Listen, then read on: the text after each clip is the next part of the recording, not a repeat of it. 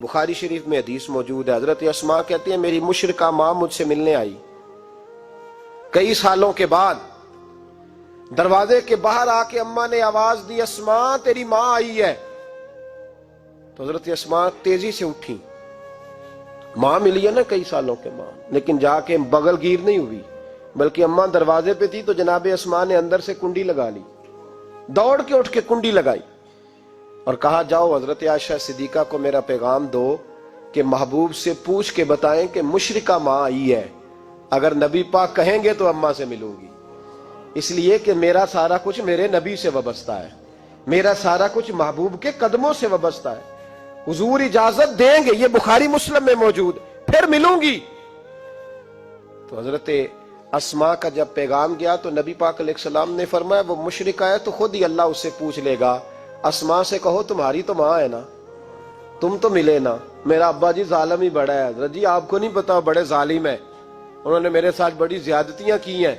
और भाई मेरे महबूब से भी एक सहाबी ने कहा था, या रसूलल्लाह आप कहते हैं वालिदैन की फर्मा बरदारी करो, तो अगर वालिदैन जुल्म करें, वालिदैन अगर जुल्म करें, मेरे महबूब की जुबान से एक हरफ भी कभी फजूल नहीं निकला, बल्कि रब जब फरमाता था तो महबूब बोलते थे।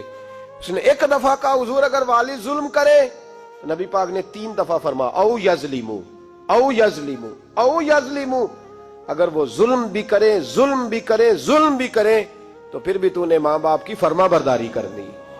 3 दफा महबूब ने इरशाद फरमा। हजरत अस्मा कहती है हुजूर ने फरमाया तेरी तो वालदा है ना, तू मिल। फिर पैगाम भेजा का या रसूलल्लाह वो कुछ तोहफे भी लाई हैं, अगर इजाजत हो तो कबूल करूं। फरमाया तेरे लिए इजाजत है। हजरत अस्मा इतनी मजबूत मुसलमान थी कि अम्मा मुशरिका थी, लेकिन उसके करीब जाना उन्होंने पसंद न किया जब तक हुजूर इजाजत न दे। फरमाती हैं जब मेरे अब्बा जी हिजरत के लिए जाने लगे ना गारे सौर पे, तो मेरी ड्यूटी लगा गए, कहने लगे बेटी तू बड़ी है, पीछे जरा ख्याल रखना। कहती 60,000 दिनार थे घर में, वालिद गिरामी जब गए तो हर चीज ही साथ ले गए, एक पैसा नहीं छोड़ के गए। कहती मेरे दादा नाबीना थे हजरत अबू काफा, बाद में मुसलमान हो गए, वो आए और आके कहने लगे अस्मा तेरा अब्बा सारा कुछ ले गया है, कुछ छोड़ के भी गया है। तो कहती है मैं अब परेशान हो गई, क्या जवाब दूं, दादाजी बूढ़े ये तो एहतजाज करेंगे। कहती है कहा नहीं नहीं बड़ी खैर है, बड़ा करम है। कहा नहीं मुझे बता कुछ छोड़ के गया है, मुझे उम्मीद नहीं अबू बकर कुछ छोड़ के जाएगा। और जब मोहम्मद इब्ने अब्दुल्ला सल्लल्लाहु अलैहि वसल्लम पे खर्च करता है तो हर चीज ही लुटा देता है, बता कुछ छोड़ के गया है। तो हजरत अस्मा कहती दादाजी बूढ़े थे तो मुझे तजवीज आई, मैं जल्दी जल्दी से उठी, छोटे छोटे रोड़े मैंने एक घड़े में रखे, उसके ऊपर मैंने टाट डाल दिया। मैंने कहा दादाजी पैसे हैं, उनका बाजू थाम के तो मैंने वहां लगा दिया टाट के ऊपर।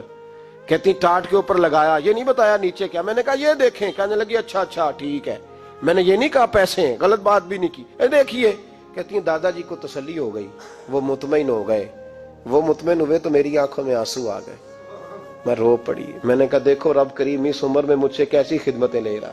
जवान बेटी ये हमारा हंसता बसता शहर है और सारे अपने हैं हम आपस में, लेकिन किसी की जवान बच्ची उस मोहल्लेदार से जिसको वो बचपन से जानती है, कोने में जवान बच्ची 20-22 साल की अगर माचिस लेनी चली जाए तो शोर हो जाता है। वो बेटी निकल आई है जी, अब्बा जी शाम को घर आए तो मोहल्लेदार गीबत करेंगे, बेटी तेरी जवान वहां खड़ी थी, आज सब्जी लेने आई थी, माचिस लेने, अब्बा दुर्रा निकाल लेता है, बेटी कैसे बाहर चली गई। भाई अपना मोहल्ला है, सारे अपने लोग हैं, क्यों फिर भी नहीं जा सकती, कैसे गई। 5413 फुट ऊंची गार है गारे सौर। और जब हम वहां जाते हैं तो तजर्बाकार हाजी मशवरा देते हैं, कहते हैं सवेरे सवेरे जाना फजर की नमाज के वक्त, वरना दोपहर में जाना बड़ा मुश्किल होता है।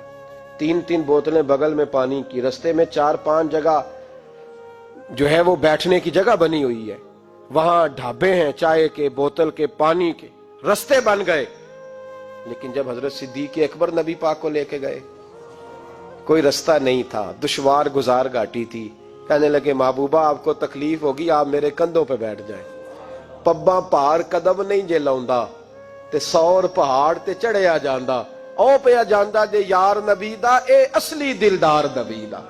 हजरत सिद्दीक अकबर हुजूर को ले गए, ड्यूटी लगाई, फरमाया अस्मा मैं नहीं चाहता پریشانی جتنی مرضی ہے، ایمرجنسی جتنی مرضی ہے، پر میری محبت گوارا نہیں کرتی کہ حضور سرکے اور کھجور پہ گزارا کریں، بیٹے تازہ کھانا پکا کے پہنچانا ہے۔ 5413 فٹ اونچی غار اور دن کو ڈر آئے، حضرت اسماء کہتی ہے میں روز تازی روٹی پکاتی، کھانا تیار کرتی، جب دنیا سو جاتی تو میں پہنچا کے آتی۔ کون حضرت ابوبکر صدیق کی محبت کا اندازہ کرے گا؟ کون اس گہرائی تک جائے گا؟ حضرت اسماء کہتی ہے ایک دن کپڑا ہی کوئی نہیں تھا گھر میں، عورتیں نا سینہ بند باندھا کرتی تھی، عرب کے لوگ کھلے کپڑے پہنتے تھے تو کمر بند باندھتی تھی، اسے نتاق کہتے تھے۔ حضرت اسماء کہتی ہے میں نے اسے پھاڑا، آدھے میں روٹی باندھ لی اور آدھا میں نے کمر کے ساتھ باندھ لیا۔ جب لے کے گئی نا، یہ بخاری ہے، تو حضور نے دیکھا، حضرت ابوبکر نے دیکھا کہ بیٹے یہ تو سینہ بند ہے، کہا ابا جی آدھا وہاں ہے آدھا میں نے باندھا ہوا ہے۔ تو محبوب نے فرمایا تو ذات النطاقین ہے، تو 2 کمر بند والی ہے؟ فرماتی ہیں میرا نام ہی پڑ گیا اس سے، 2 کمر بند والی۔ حضرت اسماء روز کھانا پہنچاتی، محبت بڑے امتحان لیتی ہے۔ کہتی ہیں میں بڑے وقار والے گھر کی مالک تھی، میرے والد قبیلے کے سردار تھے، کاروبار کرتے تھے تو دولت بھی میں نے ہمیشہ دیکھی تھی، کسی کی طاقت نہیں تھی بری نظر سے دیکھ سکے۔ لیکن حضرت اسماء کہتی ہیں رب کریم نے ہم سے آزمائش لی۔ دوسرا دن تھا، حضور کو غار ثور میں گئے تو ابو جہل دروازے پہ آیا، بہت سارے کفار اس کے ساتھ تھے۔ او بھائی اس کیفیت کو ذرا سمجھ تو صحیح، اس انداز کو کبھی سمجھ تو صحیح، کس بات کی دشمنی لے رہے تھے؟ حضرت صدیق اکبر نے کس طرح کے امتحانات دیے؟ سارے کفار کٹھے ہو کے کہتی ہیں میرے دروازے پہ آ گئے، دستک دی، میں باہر آئی، ابو جہل کہنے لگا کہاں گیا ہے تیرا والد محمد ابن عبداللہ کو لے کے صلی اللہ تعالی علیہ وسلم، کہاں گئے؟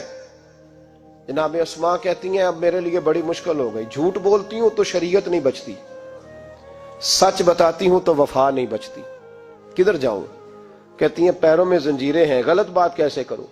اس نے پھر پوچھا، بولتی کیوں نہیں، کہاں گئے؟ میں خاموش تھی۔ تیسری بار پھر پوچھا، کہاں گئے ہیں وہ؟ جناب اسماء کہتی ہیں میں نے فیصلہ کر لیا، شریعت بھی بچانی ہے وفا بھی بچانی ہے، دونوں چیزیں بچیں گی، بولو کہاں ہے؟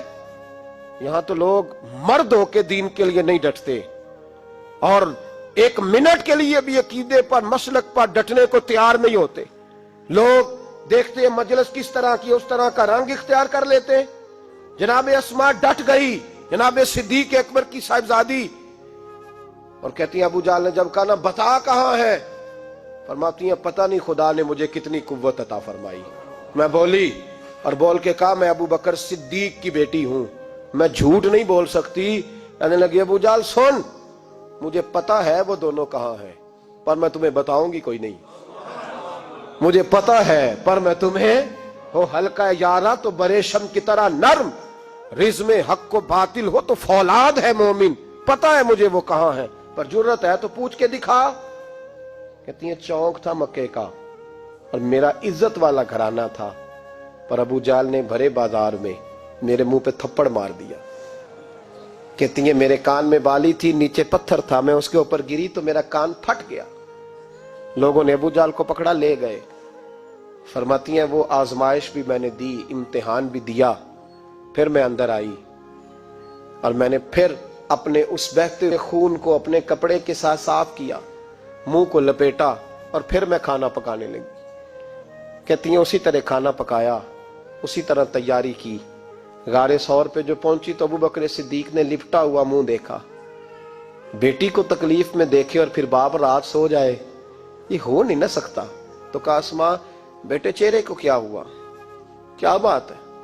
عرض کی کچھ نہیں ابا جی۔ فرمایا نہیں بیٹے کوئی تکلیف ہے، کوئی چوٹ ہے؟ نہیں ابا جی کچھ نہیں۔ حضور نے فرمایا اسماء کھول نہ بیٹے چہرہ کیا ہے۔ جناب اسماء نے کپڑا ہٹایا تو خون بہنے لگا۔ کیا ہوا؟ عرض کی حضور کچھ نہیں، ابو جہل آیا تھا، پوچھتا تھا، کیا بتاتی؟ جھوٹ بولتی تو شریعت میں اجازت نہیں تھی، بتا دیتی تو آپ کو تکلیف ہوتی۔ اس نے نا بڑے چوک میں تھپڑ مارا، میرا کان پھٹ گیا۔ حضور میں نے کچھ بتایا نہیں۔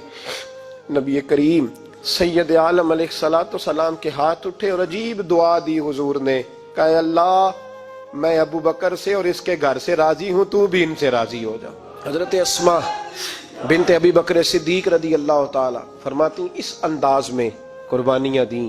پھر ایک وقت آیا، فرماتی ہیں میرے گھر میں دولت تھی، مال تھا، میں نے بڑا کچھ دیکھا تھا، لیکن میرے لیے رشتہ آیا نبی پاک کے پھوپھی کے بیٹے کا، حضرت زبیر بن عوام۔ یہ حضور کی پھوپھی کے بیٹے بھی ہیں، اور جو 10 صحابہ کو حضور نے جنت کی بشارت دی اس میں بھی شامل ہے۔ حضور نے فرمایا میرا حواری ہے زبیر بن عوام، اور 10 مبشرہ صحابہ میں شامل ہے۔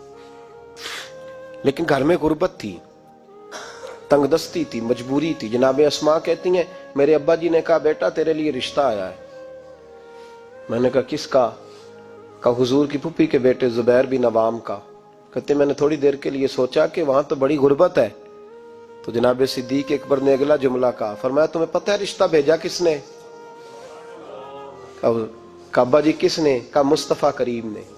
جناب اسماء کہنے لگی پھر آپ کو مجھ سے پوچھنا نہیں چاہیے تھا، پھر حضور نے پسند کیا ہے، محبوب نے، اتنے میرے نصیب۔ حضرت اسماء کہتی ہے میں اس گھر سے گئی تھی جہاں 3 غلام ہر وقت ہوتے تھے، اور یہ بخاری مسلم میں آپ کو ملے گا۔ بیٹیوں کی تربیت ہم کرتے ہیں تو کہتے ہیں اوہ سسرال میں کام کرنا پڑتا ہے، سویرے اٹھنا پڑتا ہے، ایسے کرنا پڑتا ہے۔ سنو جناب صدیق اکبر رئیس مکہ اور مدینہ کی بیٹی فرماتی ہیں میں جب زبیر بن عوام کے گھر میں گئی تو میں آٹا بھی گوندتی تھی، میں کپڑے بھی دھوتی تھی۔ محبوب نے میرا رشتہ کرایا نا، فرماتی ہیں میں چکی بھی پیستی تھی۔ فرماتی ہیں زبیر بن عوام نے گھوڑا رکھا ہوا تھا، وہ جب باہر جاتے تو میں گھوڑے کے لیے چارہ بھی کاٹ کے لاتی تھی، میں اس گھوڑے کو بھی سنبھالتی تھی، میرے ہاتھوں میں چھالے پڑ جاتے۔ ایک دن میرے ابا جی نے دیکھ لیا، ابو بکر صدیق بڑے پریشان ہوئے۔ کہتی ہیں انہوں نے جا کے محبوب کی بارگاہ میں عرض کی حضور اگر آپ اجازت دیں تو میں زبیر کو ایک غلام نہ دے دوں، میری بیٹی کام کرتی ہے، اس کے ہاتھوں میں نے چھالے دیکھیں، ایک غلام نہ دے دوں؟ ڈائریکٹ حضرت زبیر بن عوام سے نہیں کہا کہ تو اتنا کام کراتا ہے، جھگڑا نہیں کھڑا کر دیا۔ کہتی ہیں ایک غلام حضور کے ذریعے جناب ابو بکر صدیق نے بھیجا، اب وہ باہر کے کام سنبھالنے لگا، گھوڑے کو چارہ ڈال دیتا، کچھ سودا صرف لا دیتا۔ کہتی مجھے یوں لگا جیسے میں آزاد ہو گئی ہوں۔ غربت بھی تھی، زبیر بن عوام نیک بڑے تھے پر طبیعت کے ذرا سخت تھے۔ ایک دن ابا جی آئے تو میں نے کہا حضور اور تو کچھ چیز نہیں چاہیے، تھوڑی سختی ہے طبیعت میں۔ تو کہتے ہیں میرے والد نے یہ نہیں کہا میں پوچھوں گا، میں حضور سے بات کروں گا۔ کہنے لگے بیٹی صبر کر، بیٹی صبر کر، تیرا خامد نیک ہے، اگر تو اس کی رضا میں دنیا سے گئی تو رب تجھے بغیر حساب جنت عطا فرما دے گا۔ اور خامد کی پرہیزگاری بھی تو دیکھو نا بھائی، صرف دولتوں کی ضرورت ہے، صرف ان چیزوں کی ضرورت ہے، اس کی پرہیزگاری بھی دیکھو۔ اب اسماء کہتی ہیں اس کے بعد میں نے شکوہ نہیں کیا، اس کے بعد دوبارہ شکوہ، سخی بڑی تھی حضرت اسماء۔ حضرت عبداللہ بن زبیر آپ کے بیٹے تھے، کسی نے ان سے پوچھا کہ آپ کی والدہ کا کیا حال تھا، تو فرماتے میں اماں کو مصلے پہ چھوڑ کے گیا، عبادت کر رہی، عبادت گزار بڑی تھی، مصلے پہ چھوڑ کے گیا۔ فرماتے میں ظہر کے وقت گیا اور عصر کی نماز کے بعد آیا تو میری اماں ابھی بھی مصلے پہ بیٹھی تھی اور رب سے معافیاں مانگ رہی تھی۔ کہتے بڑی سخی تھی، اور میری خالہ سیدہ عائشہ بھی بڑی سخی تھی۔ حضرت عبداللہ بن زبیر فرمانے لگے دونوں میں ایک فرق تھا، حضرت عائشہ جب سخاوت کرتی تو کچھ پیسے جمع کر لیتی، ایک ہفتے کے پیسے جمع کر کے جوڑ کے کہتے چلو کسی غریب کا کچھ بن تو جائے، لیکن حضرت اسماء رکھتی نہیں تھی، کہتی تھی روز ہی دینے ہیں، چاہے ایک دینار ہے میں موجود ہے۔ جب ان سے پوچھا گیا ایسا کیوں کرتی ہو تو کہتی ہے میں ایک دن نبی پاک کی بارگاہ میں نا کچھ پیسے دینے لگی تو میں نے 2-3 دفعہ گنے، کہا حضور جی کچھ دینار رکھ لیں، تو محبوب فرمانے لگے اسماء اللہ کے رستے میں گن گن کے نہ دے، ورنہ وہ بھی تجھے گن گن کے ہی دے گا، تو اس کے رستے میں بے حساب دے، وہ بھی تجھے بے حساب ہی عطا فرمائے گا، اور بچا بچا کے نہ رکھا کر، دے دیا کر، تو اس کے رستے میں دیتی رہے، رب بھی تجھے دیتا ہی رہے گا۔ ہم چونکہ گن گن کے دیتے ہیں نا، اس لیے ہم اس فلسفے کو سمجھتے نہیں، گن گن کے دو گے تو گن گن کے ملے گا، بے حساب دو گے تو اللہ بھی بے حساب ہی دے گا۔ حضرت اسماء کی سخاوت، پرہیزگاری، فرماتی ہیں کہ میں جب مدینہ منورہ ہجرت کر کے سب لوگ چلے گئے تو مسلمانوں کے گھر میں نا بیٹیاں ہی پیدا ہوتی تھی، تو یہودی عورتوں نے شور کر دیا کہ ہم نے جادو کر دیا، ان کے ہاں بیٹا نہیں ہو سکتا۔ تو جناب اسماء بنت ابی بکر صدیق رضی اللہ تعالیٰ عنہ فرماتی ہیں سب سے پہلا بیٹا مدینے میں اللہ نے مجھے عطا فرمایا. کہتی ہیں میں نے کہا جاؤ اس کے نانا کو خبر کرو. نانے دادے پیار زیادہ کرتے ہیں, نانیاں دادیاں پیار زیادہ کرتے. تو کہتی ہیں کہ میں نے نا کہا جاؤ نانا کو خبر کرو. تو کہتے ہیں جناب صدیق اکبر دوڑے آئے تو پہلے دن کا بچہ ہی اٹھا کے لے گئے. ابا جی بات تو سنے, میں ٹھہر جا سن لیتے. کہتے لپیٹا میرے عبداللہ کو لے گئے اور سارے مدینے کی گلیوں میں شور کر, او یہودیوں نکلو باہر دیکھو, تم کہتے تھے جادو کر دیا ہے, اللہ نے ہمیں بیٹا عطا فرما دیا ہے, دیکھو اللہ نے بیٹا دیا. کہتی ہیں پھر سارا مدینہ گھما کے نا تو مصطفیٰ کے پاس لے گئے. کہا یا رسول اللہ دیکھیں اللہ نے نواسا دیا ہے. کہتی ہیں میرے بیٹے ابھی میں نے دودھ بھی نہیں پلایا تھا, میں نے کہا لے گئے ابا جی اور واپس بھی نہیں لائے. کہتے ہیں حضور کے پاس جب لے کے پہنچے تو نبی پاک نے کھجور منہ میں رکھی, اسے دانتوں کے ساتھ اس طرح چبایا کہ ذرے ذرے میں حضور کا لواب دہن شامل ہو گیا. وہ کھجور حضور کے لواب دہن میں گویا گون دی گئی. فرماتی ہیں اس کو نکال کے تو محبوب نے میرے بیٹے کو گٹی عطا فرمائی, عبداللہ نام رکھا. حضرت اسماء کہتی ہے جب واپس آئے میں نے کہا ابا جی میں نے تو ابھی اسے دودھ بھی نہیں پلایا تھا. تو کہنے لگے مبارک ہو, اس کے سینے میں جو سب سے پہلی غذا گئی ہے وہ میرے نبی کا لواب دہن گیا ہے. حضرت عبداللہ بن زبیر جوان ہوئے, ابھی 7-8 سال عمر کی تھی کہ تو ان کے والد حضرت زبیر بن عوام حضور کے پاس لے گئے. کہنے لگے یا رسول اللہ اسے بیعت بھی کر لیں. محبوب کا بیعت بھی کرا دیا. مسلمان تو پہلے ہی تھے, مسلمانوں کے گھر میں یہ وہی بیعت ہے جو ہم اپنے مشائخ کے ہاتھوں پہ کرتے ہیں. اس کی اتنی اہمیت ہے کہ حضرت زبیر بن عوام نے 6-7 سال کا بچہ بھی محروم نہیں رہنے دیا. حالانکہ کلمہ تو وہ شروع سے پڑھتے تھے. یہ بیعت اگر کلمے کی ہوتی تو وہ تو پہلے پڑھ رہے تھے. یہ وہی بیعت ہے جو ہم اپنے بزرگوں کے ہاتھوں پہ کرتے ہیں کہ کوئی بندہ بغیر مرشد کے اور بغیر پیر کے رہ نہ جائے. حضرت زبیر بن عوام نے بیعت بھی کرا دیا. فرماتی ہیں اب یہی بچے جوان ہوئے. حضرت زبیر بن عوام تو جلدی وصال کر گئے. حضرت عبداللہ بن زبیر فرماتے ہیں میری اماں کی عمر 100 سال کے قریب ہوئی, نابینا ہو گئی تھی دونوں آنکھوں سے. میں کپڑے لا کے دیتا تھا تو حضرت اسماء کا طریقہ یہ تھا کپڑے کو ہاتھ لگا کے دیکھتی. 100 سال کی بوڑھی اماں ہاتھ لگاتی, کہتے بیٹے باریک ہے. محبوب نے بیویوں کو چھپ کے رہنے کا حکم دیا ہے, ان کو نا تھوڑا موٹا کر کے لا. کہتے اماں جی آپ نے ہاتھ سے دیکھا ہے, صحیح ہے آپ پہن لے.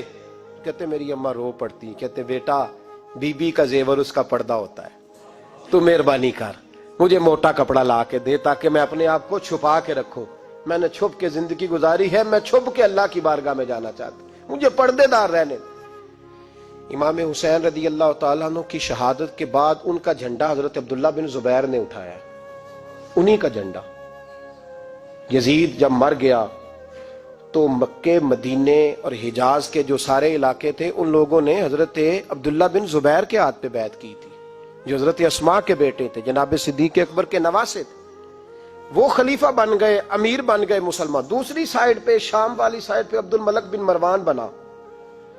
اس نے یہ جو تعمیر کعبہ ہوئی ہے نا دوبارہ سے, جن بنیادوں پہ اب کعبہ ہے, انہی بنیادوں پہ حضرت عبداللہ بن زبیر نے بیت اللہ کو بھی دوبارہ تعمیر کروایا تھا. چونکہ یزید کی فوجوں نے جب حملہ کیا تو بیت اللہ کے کچھ حصے شہید ہو گئے, تو جناب عبداللہ بن زبیر نے اسے بھی دوبارہ بنوایا.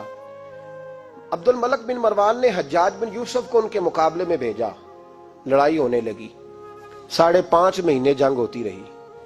حضرت عبداللہ بن زبیر کی فوجیں کچھ تو شہید ہو گئے لوگ, کچھ بکھر گئے, آپ اکیلے رہ گئے. کہتے میری 100 سال کی بوڑھی اماں, میں اماں سے مشورہ کرنے آیا, حضرت اسماء سے. بچے اس لیے بزدل ہوتے ہیں کہ باپ انہیں دلیری سکھاتا ہی نہیں. کہتے 100 سال کی بوڑھی اور نابینا اماں, کیوں نہیں بچے جہاد کے لیے تیار ہو رہے؟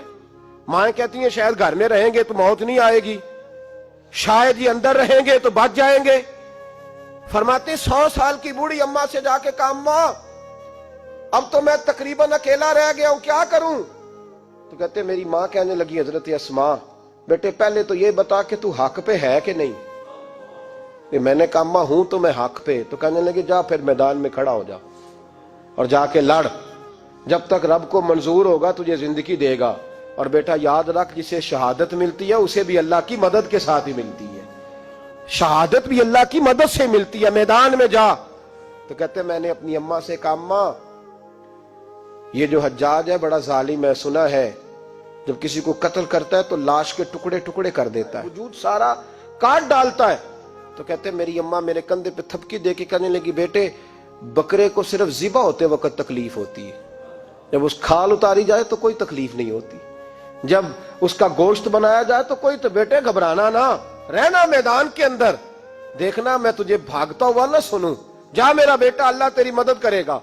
حضرت عبداللہ بن زبیر کہتے ہیں میری ماں کی گفتگو نے میرے وجود کو فولاد کر دیا، فرماتے جذبہ جہاد میری اماں نے میرے سینے میں بھر دیا۔ جب میں نکلا میدان میں تو حضرت اسماء پھر پکارنے لگی، کہنے لگی عبداللہ یہ یاد رکھنا کہ تم اس کے بیٹے ہو جس کو میرے نبی نے اپنا حواری کہا تھا، اور نبی پاک نے تیرے باپ کو دنیا میں جنت کی بشارت دی تھی، اور یاد رکھنا کہ تیری دادی مصطفیٰ کی سگی پھپھی تھی، اور یہ بھی یاد رکھنا کہ تیرے نانا وہ ہے جنہیں دنیا صدیق اکبر کہتی ہے، اور یہ بھی ذہن میں رکھنا کہ تیری خالہ وہ ہے جو ام المومنین سیدہ عائشہ ہے۔ بیٹا جب میدان میں لڑنا تو اپنے خاندانی وقار کا ضرور خیال رکھنا، یاد رکھنا تم کون ہو، کس کے بیٹے ہو، کس کے بھانجے، کس کے بھتیجے، کس کے نواسے، خیال رکھنا۔ حضرت عبداللہ بن زبیر لڑے اور جب شہید ہو گئے تو حجاج بن یوسف نے ان کی لاش کو چوک میں لٹکا دیا، مکے کے چوک میں جہاں جنت المالا ہے، اس چوک میں ان کی لاش لٹکی۔ 14واں دن ہو گیا لاش کو لٹکے ہوئے، تو عبداللہ بن عمر گزرے، فرمانے لگے یہ دیکھو شاہ سوار لٹکا ہوا ہے، اور دیکھو 14 دن بیت گئے، اس کے وجود سے جب بھی کوئی سونگتا ہے اسے میٹھی خوشبو ہی آتی ہے۔ اور عبداللہ بن عمر فرمانے لگے خوشبو کیوں نہ آئے، اس کے وجود میں جو پہلی غذا گئی تھی وہ مصطفیٰ کا لعاب دہن داخل ہوا تھا۔ 14 دن گزر گئے، حجاج نے پیغام بھیجا حضرت اسماء کو میری بات سنو۔ آپ فرمانے لگی میں تو کسی کے پاس نہیں جاتی، اور میں سرداروں کو کیا سمجھتی ہوں، جا دوڑ جا۔ کہنے لگا میں زبردستی بلوا لوں گا، فرمایا طاقت ہے تو بلوا کے دیکھ، میں ابو بکر کی بیٹی ہوں۔ حجاج خود ملنے آیا اور آ کے کہنے لگا میرے بارے میں آپ کا کیا خیال ہے؟ تو حضرت اسماء کہنے لگی خیال کیا ہونا ہے، نبی پاک نے فرمایا تھا میری امت میں ایک کذاب آئے گا، ایک قاتل آئے گا۔ کذاب مختار سقفی تھا اور قاتل تو ہے۔ کہنے لگا تجھے پتہ نہیں چلا میں نے تیرے بیٹے کا کیا حال کیا؟ تو حجاج کہتے ہیں ایسا جملہ کہا حضرت اسماء نے کہ میری سوچ ہی بدل دی، میں نے کہا دیکھا میں نے تیرے بیٹے کا کیا حال کیا؟ تو حضرت اسماء کہنے لگی تو نے تو صرف اس کی دنیا خراب کی ہے، اس نے تو تیری آخرت خراب کر دی ہے۔ تو یہ سمجھ نہیں آئی، تو نے دنیا خراب کی، اس نے تو تیری آخرت خراب کر دی، ابھی تو سمجھا نہیں؟ تو کہنے لگا اماں تو بوڑھی ہے، تجھے شاید پتہ نہیں کہ تیرے بیٹے کی لاش لٹکی ہوئی ہے۔ تو کہتے ہیں حجاج کہتے ہیں حضرت اسماء کہنے لگی شکر ہے اللہ کا، شکر ہے اللہ کا، میرے بیٹا لٹک تو گیا ہے پر کسی ظالم کے آگے جھکا تو نہیں نا، شکر ہے اللہ کا۔ اور کہنے لگی شاہ سوار لٹکے ہی ہوتے ہیں، جو شاہ سوار ہوتے ہیں وہ سواریوں پہ ہی ہوتے ہیں، حجاج جا۔ حجاج بن یوسف کہتا جب میں باہر نکلا تو بڑی بڑی تلواریں میرا سر نہیں جھکا سکی تھی، پر حضرت اسماء کے جملوں نے میری گردن جھکا دی۔ لوگ مجھ سے پوچھتے تھے فاتح کون ہے؟ آپ کے عبداللہ۔ تو حجاج کہتا نہ میں، اور دوسروں کو تو وہ ماننے کو تیار ہی نہیں تھا نا، کہتا فاتح دیکھنا ہے تو وہ ابو بکر کی بیٹی اندر بیٹھی ہے، وہ سب سے زیادہ فاتح، وہ فاتح ہے جس کا حوصلہ جوان ہے، جس کے سینے میں ایمان کی قوت تگڑی ہے، جو آج بھی ان اصولوں پہ قائم ہے جو مصطفیٰ نے دیے تھے۔ حضرت اسماء اپنے بیٹے کے شہادت کے 3-4 دن کے بعد ہی وصال کر گئیں۔ 100 سال کی اسماء کا جب جنازہ اٹھا تو پھر دیکھا مکے کے لوگوں نے اور مدینے کے لوگوں نے کہ بادشاہوں کے جنازے میں اتنی خلقت نہیں آتی جتنی اس خاتون کے جنازے میں لوگ آئے، اور لوگ کہہ رہے تھے آج وہ خاتون دنیا سے گئی ہے جس خاتون نے اپنی زندگی کے 80 سال رسول اللہ کے دین کو دیے۔ بھائی یہ بات آج اس لیے ان کا ذکر، چونکہ ان کا وصال بھی جمادی ثانی میں ہوا، اس لیے چھیڑا ہے۔ اپنے گھروں کے اندر ہم نے تربیت کا، بیٹیوں کی تربیت کا وہ والا ماحول بنانا ہے جو حضرت اسماء بنت ابی بکر کا تھا۔ ہماری بچیاں کہتی ہیں دکھ ہی بڑے تھے، غربت ہی بڑی تھی، ساری زندگی ٹینشن کی نظر ہی ہو گئی، ہم کیسے جواں ہوتے۔ وہ تو امیر گھر سے غریب گھر میں آئی تھی، غربتوں کی ٹینشن نے کبھی انہیں پریشان نہیں کیا بلکہ ان کے ایمان کو جلا بخشی، توانا رہیں۔ جب مائیں حضرت اسماء جیسی ہوتی ہیں تو بیٹے حضرت عبداللہ بن زبیر جیسے پیدا ہوتے ہیں، اتنے تگڑے اور دلیر بیٹے پھر دنیا کو ملتے ہیں۔ اپنی بچیوں کی تربیت کریں. سارا دکھ روٹی کا ہی ہے, دولت کا ہی ہے, جائیداد کا ہی ہے, کھانے پینے کا ہی ہے.